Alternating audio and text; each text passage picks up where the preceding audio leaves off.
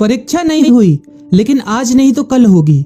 ये कोरोना महामारी आज नहीं तो कल जरूर खत्म होगी। स्कूल कॉलेजेस कभी ना खुलें, ऐसा नहीं होगा। अभ्यास करते रहोगे तो कोई पछतावा नहीं होगा। कोरोना महामारी के चलते इस समय स्कूल और कॉलेजेस बंद पड़े हैं, जिसके चलते विद्यार्थियों में पढ़ाई के प्रति लापरवाही देखी जा रही है।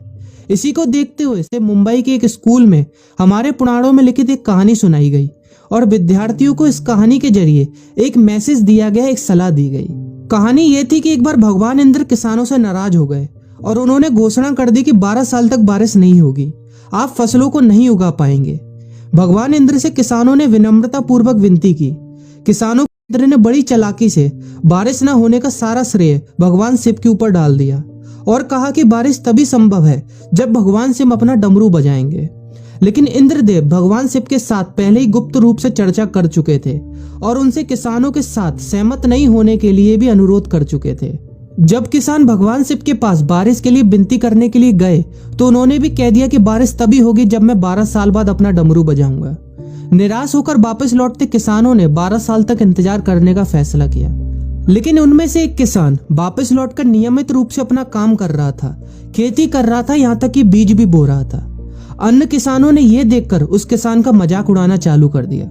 कुछ किसानों ने उससे पूछा भी कि आप अपना समय और ऊर्जा क्यों बर्बाद कर रहे हैं, जबकि आप जानते हैं कि 12 साल तक बारिश नहीं होने वाली।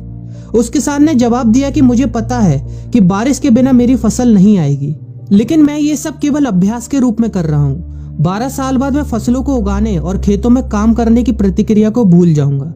शरीर की काम करने की आदत छूट जाएगी और शरीर आलस का शिकार हो जाएगा। इसलिए मैं अभ्यास करता रहता हूँ कि जब 12 साल बाद बारिश होगी तो मुझे काम करने में मुश्किल नहीं होगी। जब इस किसान की यह बात पार्वती जी को पता चली तो उन्होंने भी चिंतित होकर शिव जी से कहा, आप भी 12 साल बाद डमरू बजाना भूल सकते हैं। यह सुनकर भगवान शिव भी चिंतित हो गए, इसलिए कहीं वो डमरू बजाना भूल तो नहीं गए, इसकी साल बाद डमरू बजाना भूल सकते हैं। यह सुनकर भगवान शिव भी चिंतित हो गए, इसलिए कहीं वो डमरू बजाना भूल तो नहीं गए, इसकी जांच करने की सोची और अपना डमरू उठाकर बजाने की कोशिश करने लगे। कोशिश करते हुए जैसे ही डमरू से आवाज आई वैसी बारिश होने लगी और जो किसान नियमित रूप से अपना काम कर रहा था उस किसान का खेत फसलों से हरा भरा हो गया। लेकिन बाकी सभी बारिश का इंतजार करते किसानों को पछतावा हुआ, क्योंकि उन्होंने अभ्यास करना भी छोड़ दिया था। इसी तरह 2 सप्ताह बाद, 2 महीने बाद या 2 साल बाद लॉकडाउन समाप्त हो जाएगा। कोरोना महामारी भी खत्म हो जाएगी।